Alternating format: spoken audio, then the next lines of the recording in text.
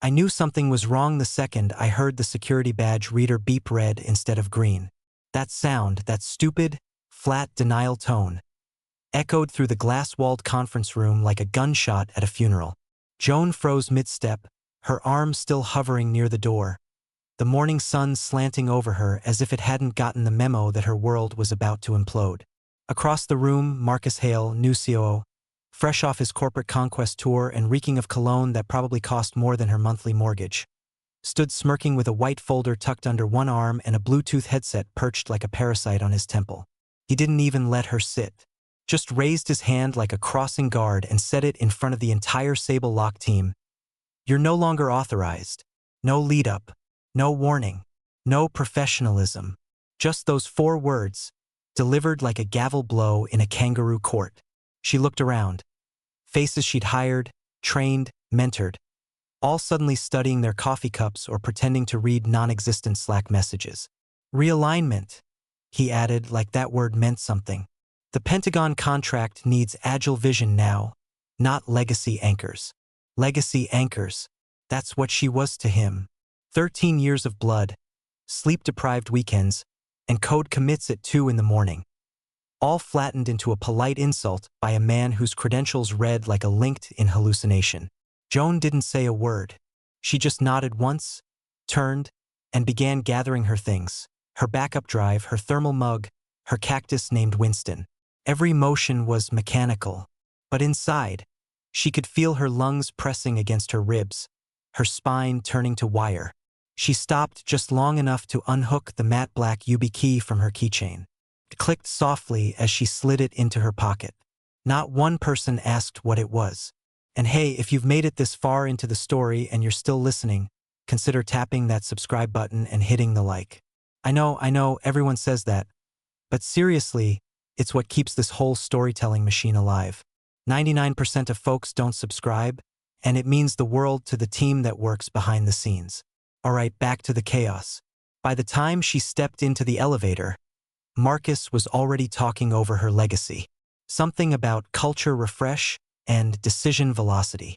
Buzzwords fired like confetti from a broken shredder. She could hear his voice as the doors slid shut. Confident, oily, arrogant. He had no idea. No idea that he'd just violated one of the most sensitive clauses in a federal defense contract. No idea that Joan's name wasn't just on a few old white papers or tucked into a system architecture slide.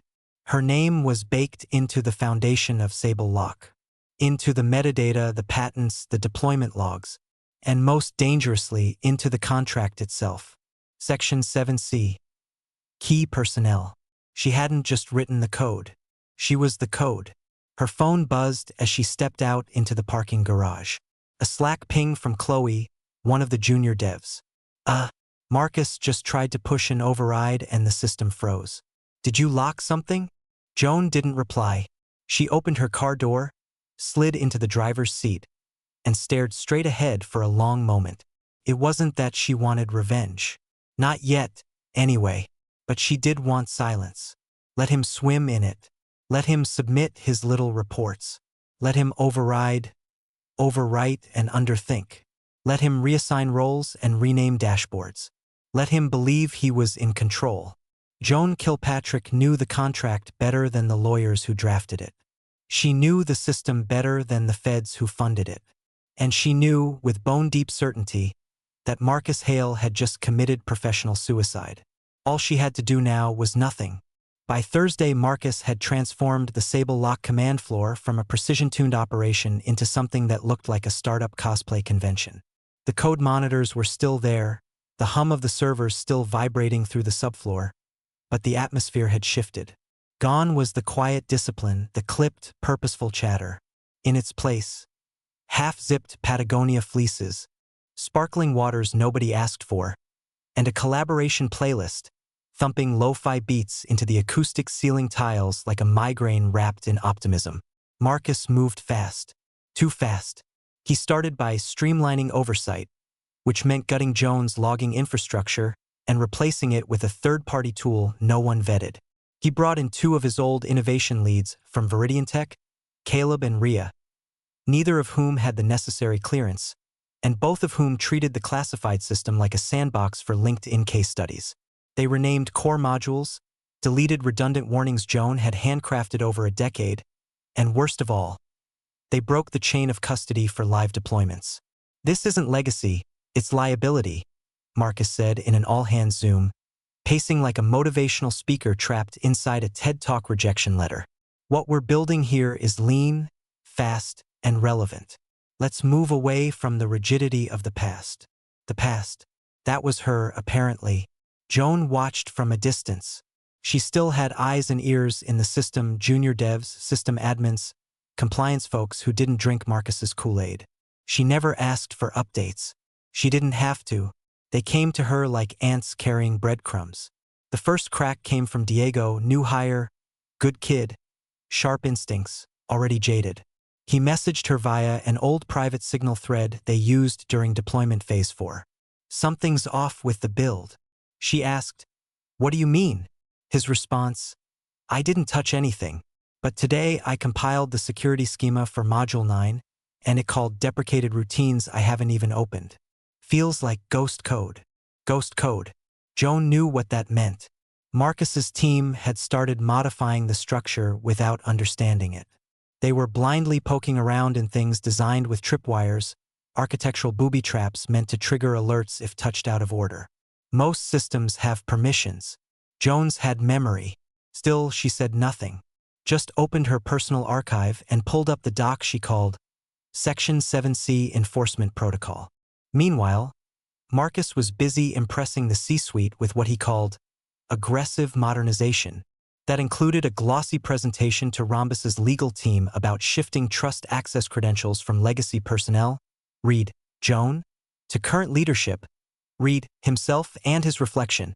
It featured pastel graphs, tech-bro aphorisms, and a footer that read, prepared by Marcus Hale, executive sponsor, Sable Lock. At the end of the deck, a schematic, a redrawn version of the Sable Lock system architecture, tampered, dumbed down, and submitted with an attached compliance certificate bearing credentials he'd lifted from Joan's original trust key structure. Credentials she'd hard-coded in triplicate across distributed firmware environments, all tied to her biometric login and a federal SHA-256 token. He had no idea what he was holding. He had submitted that document to the Pentagon's acquisitions desk less than 12 hours prior. Joan knew the timestamp, because one of her traps, the quiet kind, the kind you forget exists until it snarls, logged the certificate as inconsistent with original keyholder designation. The log had already pinged to an encrypted government endpoint, and per contract clause 7C, that alone was grounds for triggering a full compliance freeze. But Marcus, he was busy tweeting. Something asinine like, "Vision Tradition, #SableLock 2.0 incoming." Joan closed the tab, leaned back in her chair, and took a sip of her now-cold coffee. She didn't need to fight him. All she had to do was let him win long enough to implode. The best bombs are the ones people build themselves. The document was only 1 page long. Not 10, not 50, just 1 page.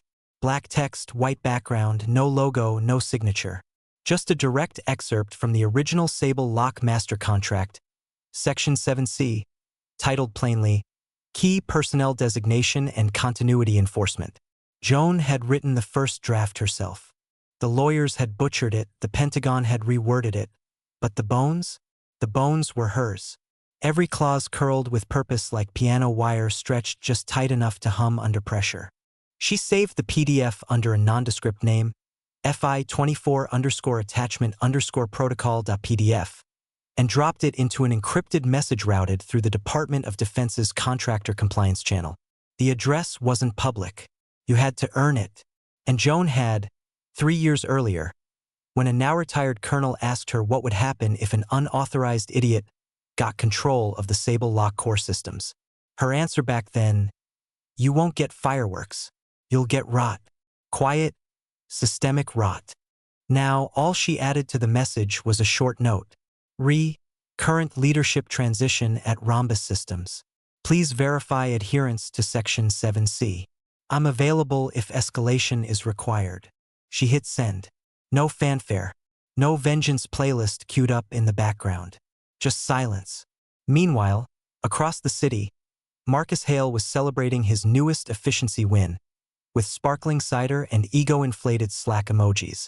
His team had just finished removing Joan's final admin-level credentials from the Cloud Access Directory.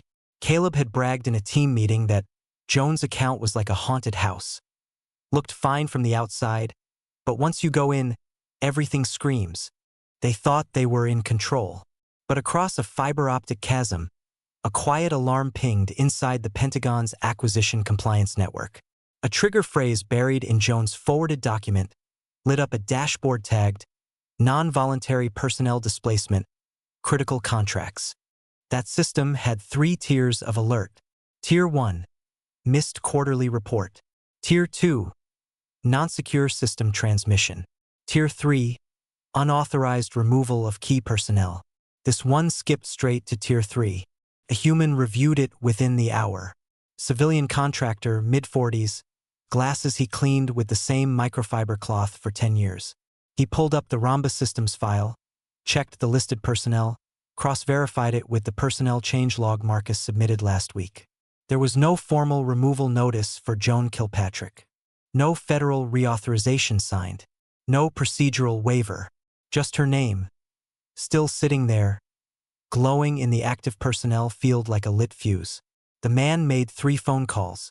1 to contracting oversight, 1 to systems integrity, and 1 to the audit compliance officer assigned to high-sensitivity projects. At that exact moment, Rhombus's servers logged another anomaly. Marcus had submitted a new architecture update using his own credentials, overriding 2 levels of permissions that didn't belong to him. That push triggered a checksum collision with the embedded firmware's key registry. And deep in the system, a dormant function Joan had named Canary 9 flipped to active. Canary 9 didn't break anything. It didn't crash the system or flash red lights. It just logged. Logged the mismatch. Logged the timestamp. Logged the IP. Then it quietly sent a mirror packet straight to the Pentagon's backchannel. 3 hours later, Marcus received a templated email from a contractor liaison. Request for verification, active personnel on Sable lock systems. He barely read it before forwarding it to legal with a note that said, "Somebody's probably cleaning up the old database. Ignore." Joan, meanwhile, was feeding her cat and listening to Miles Davis on vinyl. Not because she was smug. Not because she needed a victory lap. Because she knew exactly how long it took the gears of federal compliance to grind. She wasn't out for blood. She was just enforcing physics. Break the rules. Trigger the failsafe. And Marcus? He'd just put the whole damn system on notice.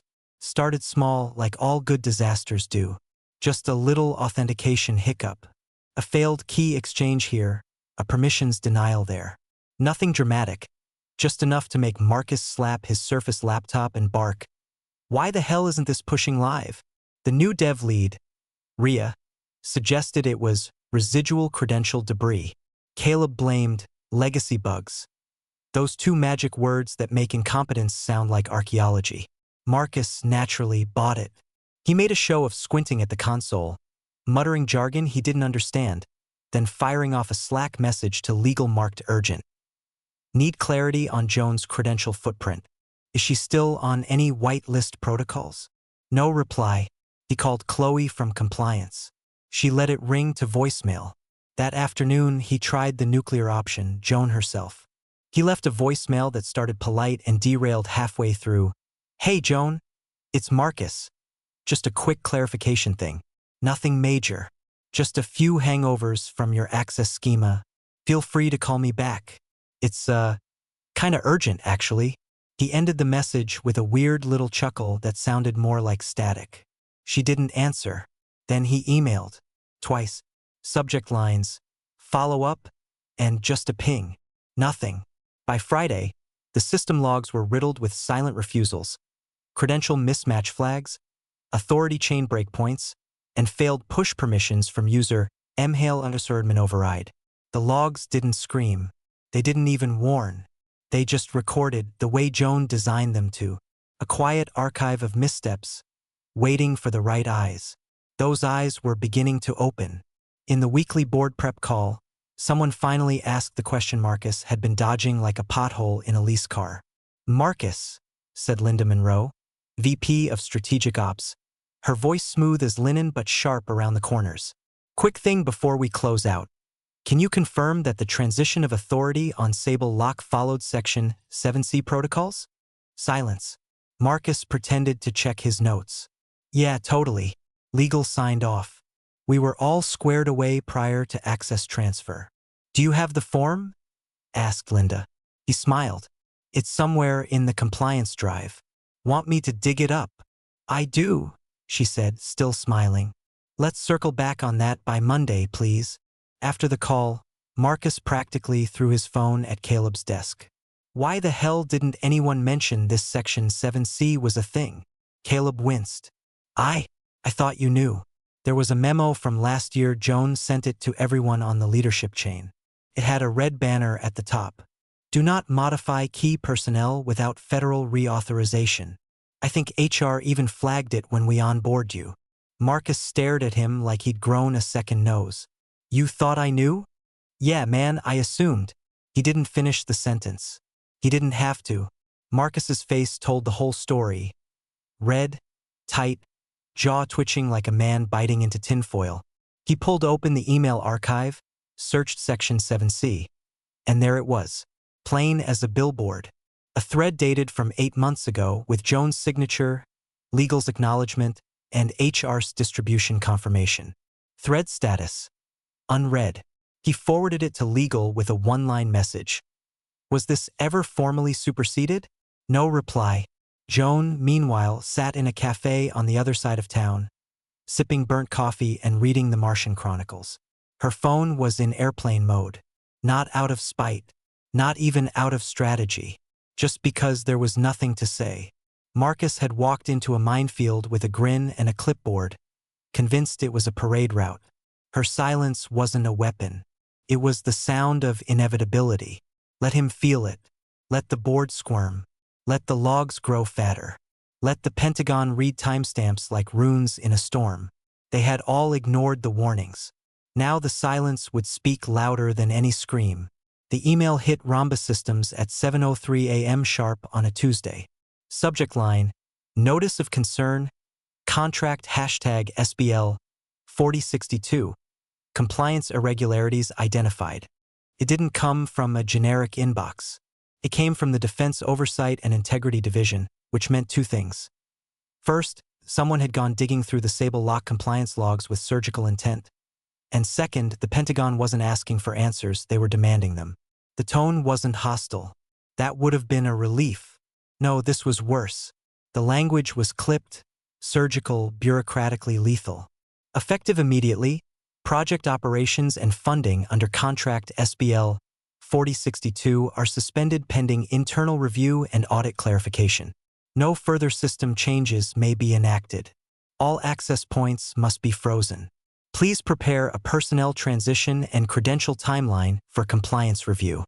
That last line landed like a shiv in Marcus's inbox.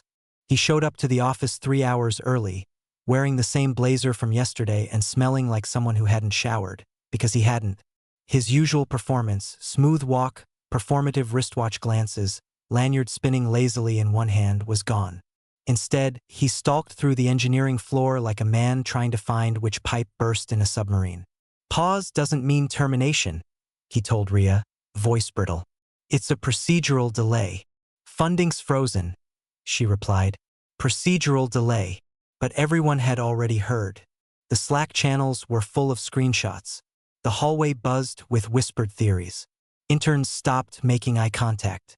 Even the vending machine guy gave Marcus a look like, damn, bro. The real damage didn't come until the CFO called. Her voice came through speakerphone like a guillotine wrapped in pearls. Marcus, she said, I need a clean timeline of system changes and personnel transitions since your start date. Absolutely, he said too fast. I've got our lead developer compiling. No, I want it from you. No assistance. No proxies. Start with the day you assume system control. Include credential changes, override logs, schema updates, and names attached. He hesitated. Sure thing. There was some legacy spillage from. Her voice cut in like a scalpel. Did you file a key personnel change notice for Joan Kilpatrick? Marcus didn't answer. She didn't repeat herself. Instead, there was a rustling of papers and then a tap of keys.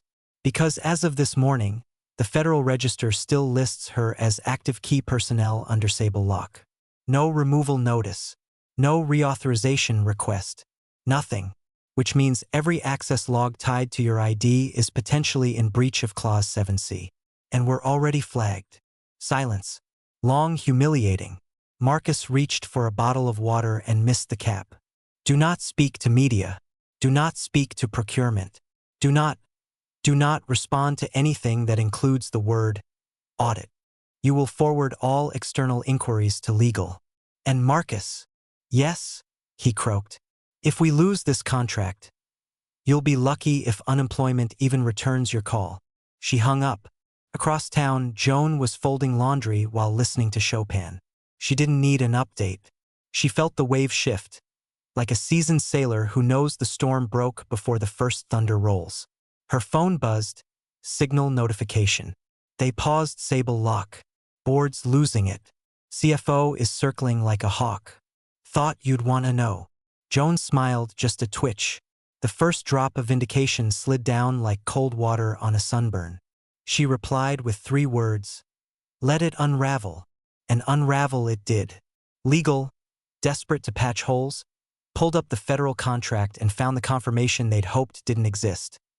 Right there, page 43, in bold. No key personnel may be replaced, reassigned, or stripped of access without formal reauthorization by the designated contracting officer. And directly beneath it, name Joan Kilpatrick. Status, active. Marcus had tried to bury a living clause, but instead of dying quietly, it woke up and started digging him. By Wednesday morning, Marcus's name had quietly mutated inside Rhombus HQ, from golden boy to liability in loafers. The freeze on Sable Lock funding hadn't lifted. No clarification email from the Pentagon had arrived. No soft landing. Just a growing wall of silence that felt like the inside of a padded cell. And Joan Kilpatrick? She was still unreachable. Not on vacation. She was off-grid. Like a ghost with a grudge and a perfect understanding of compliance delay mechanics. Marcus had emailed her 3 more times, growing steadily less professional with each attempt. Subject. Need to discuss credential footprint. Urgent. Subject. Please respond ASAP. Subject. Your silence is becoming an issue. Nothing. He'd even tried calling from his personal number. It rang once and went straight to voicemail. Her inbox bounced auto-replies that simply read, "This address is no longer monitored." He tried to keep the panic off his face, but it was like watching a mattress burn, slow, smoldering, and full of toxic foam. He walked into the boardroom clutching a binder that looked impressive until you realized it was mostly screenshots and bullet points. "I want to be clear," he said, pacing like a man stalling his own sentencing. "The current situation is the result of a transitional oversight. Nothing malicious. We're working with legal to retroactively document the changes and get the contract unfrozen." A board member raised his hand like a principal about to scold a kindergartner. His name was Harold Grimes, gray suit, slower speech, but a memory like a bear trap. He'd been on the board since before Rhombus went public. "Marcus," he said calmly, "did you submit the personnel change request to the Pentagon before reassigning Joan Kilpatrick?" Marcus hesitated. Yes, we processed it internally and then passed it to legal for compliance filing." Harold tilted his head. "So, you submitted it?"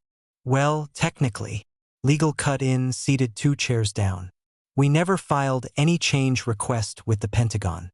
We were never instructed to do so." The temperature in the room dropped 10 degrees. "Excuse me?" Marcus blinked. "You heard me. There was no formal request, no signed amendment, no notification to the contracting officer.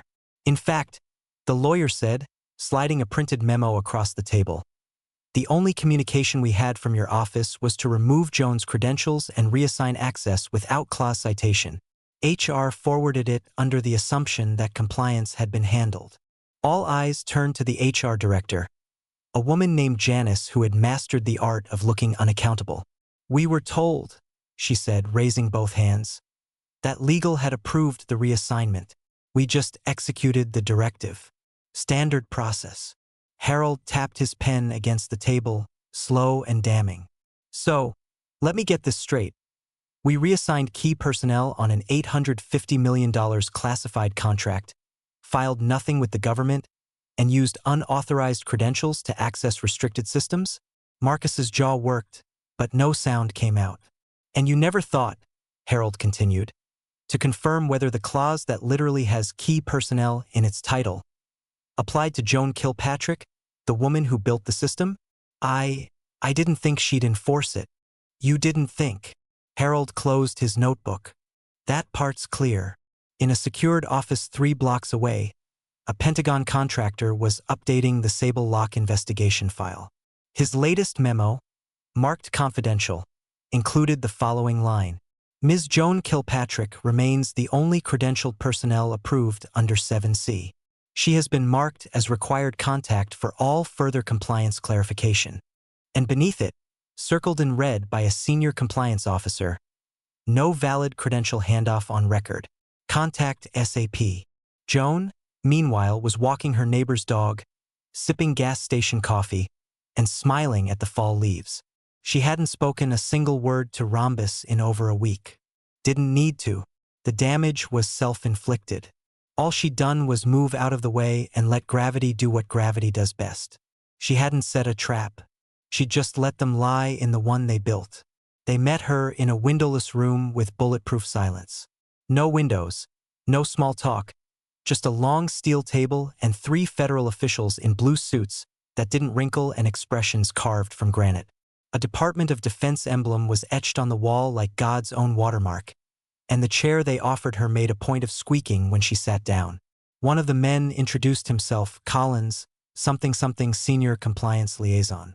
The other 2 never gave names, just nodded with grim interest and slid paper folders across the table like they were handling biohazards. Joan didn't fidget. She didn't smile. She laid out her own folder, clipped with a matte black binder clasp, and said the words she'd been waiting days, maybe years, to say. "You flagged Sable Lock because it knew it had been mishandled." Collins raised an eyebrow. "The system flagged the breach?" "No," Joan said calmly. "The architecture did. The system only acted after." They listened without interruption as she explained what no one at Rhombus had ever bothered to understand. That Sable Lock wasn't just a defense network. It was a self-monitoring ecosystem, wired with integrity triggers at every layer. That she'd built in redundancy checks not just for hardware or protocol drift, but for human arrogance. That her fingerprint, literally and metaphorically, was embedded into its bones. She opened her binder and laid out diagrams, firmware schemas, time-stamped commit logs. She highlighted Section 7C and walked them through its necessity. Not just a vanity clause, but a security failsafe. She explained how the system validated trust not by active login, but by signature lineage tied to an encrypted federal trust key, hers, and only hers. Marcus Hale, she said, voice flat, tried to override the encryption hierarchy using a cloned credential set. He didn't understand that the firmware authenticates at root. One of the unnamed men leaned forward. Root access failed. "No," she corrected. "It succeeded, which is worse. It told the system someone had forced access and triggered Canary 9. Collins flipped to a tabbed page in his folder. "The audit trigger. Buried 3 levels deep," Joan nodded. "It sends a silent pulse to an endpoint in the compliance chain. Logs hardware signatures. Flags protocol corruption. It's only activated by misaligned certificate chains. Or, to put it more bluntly, by idiots." He stifled a smirk. The younger of the nameless men jotted something quickly on a legal pad. Collins sat back in his chair and steepled his fingers. "You're saying you designed the system to recognize when someone like Marcus Hale tried to take control?" "No," she said, meeting his eyes for the first time. "I designed it to recognize when someone not me tried." A long pause followed.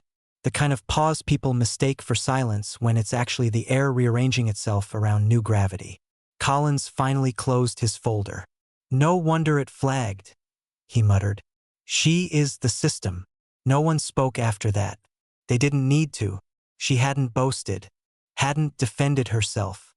She didn't need to raise her voice or drop a single name.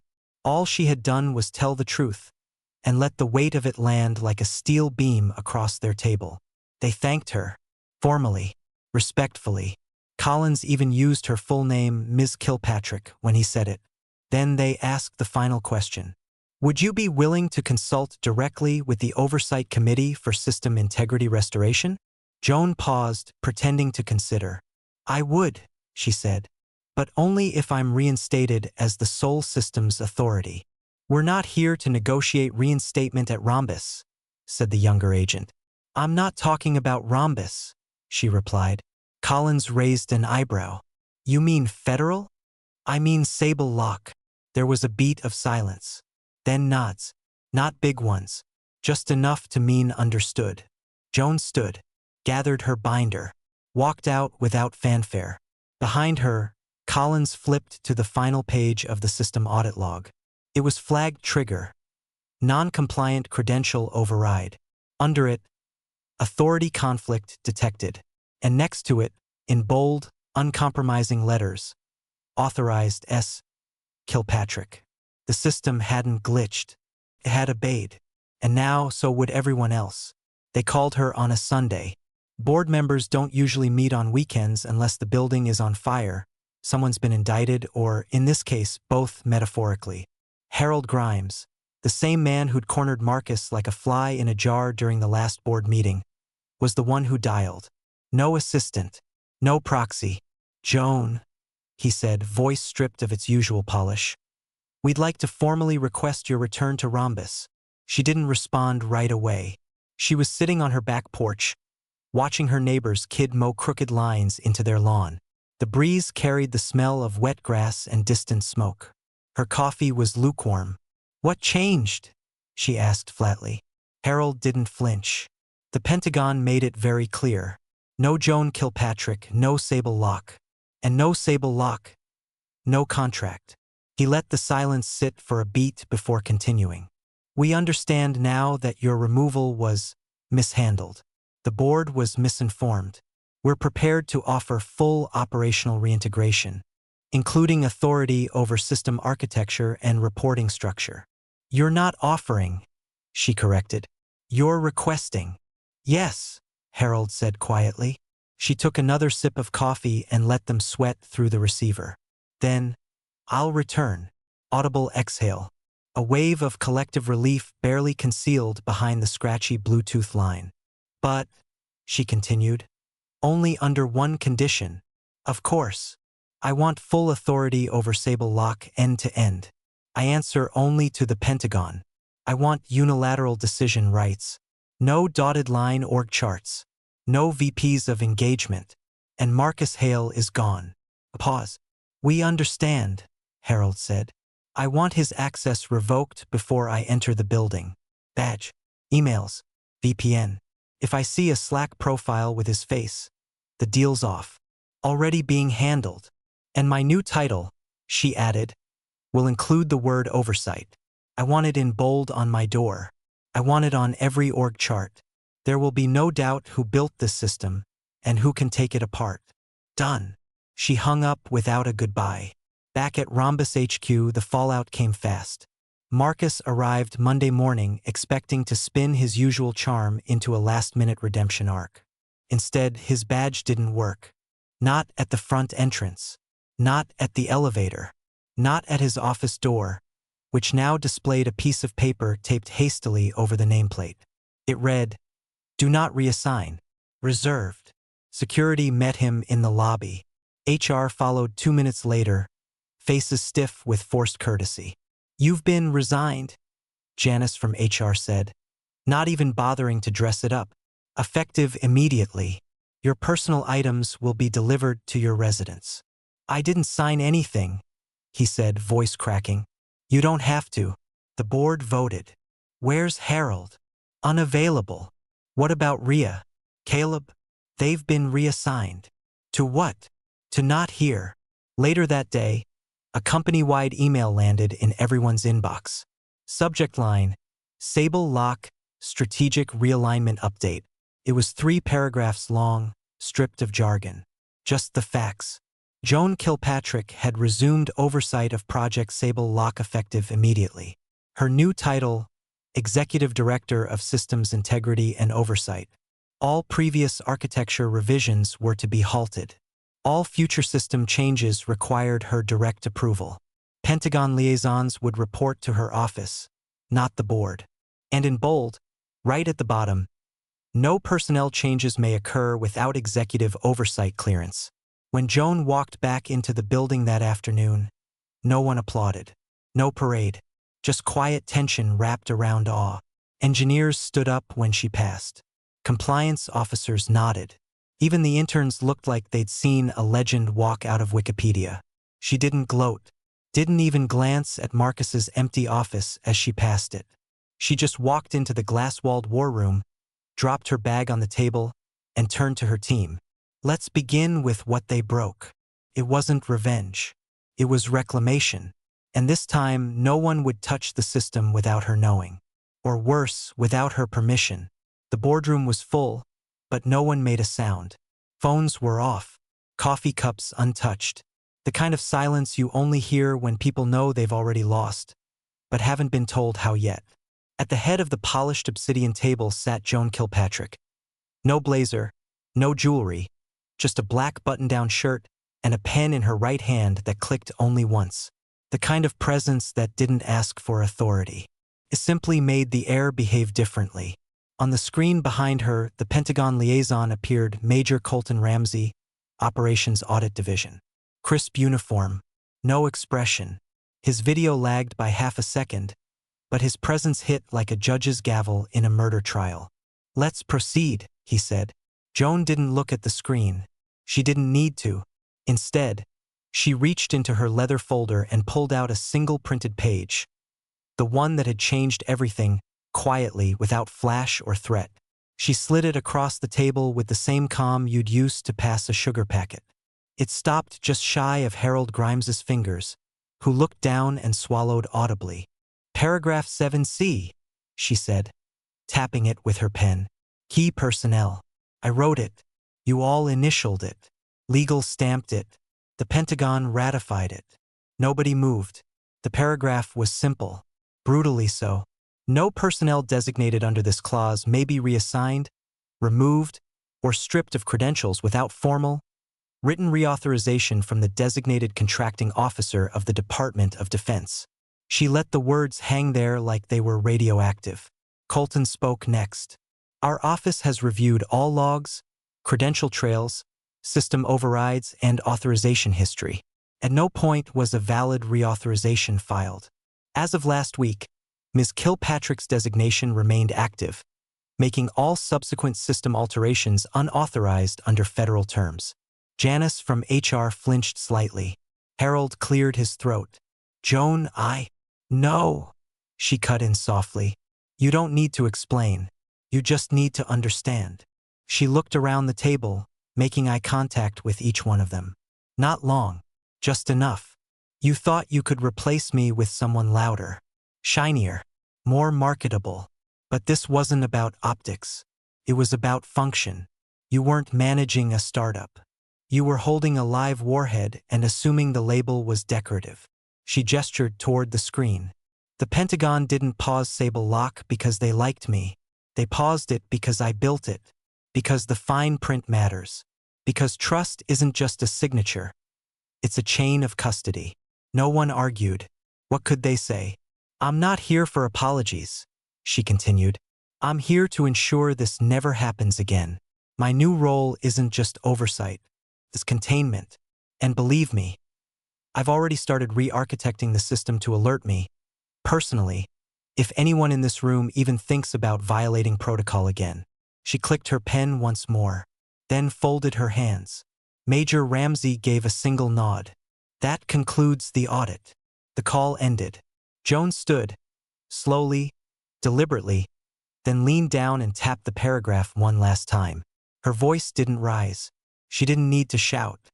"Next time you want to fire someone," she said, locking eyes with Harold, "read the contract they wrote." And then she walked out. No applause. No fanfare. Just the sound of every board member in that room realizing, some for the first time, that they'd been sitting across from the architect of their survival and almost buried her with a promotion memo.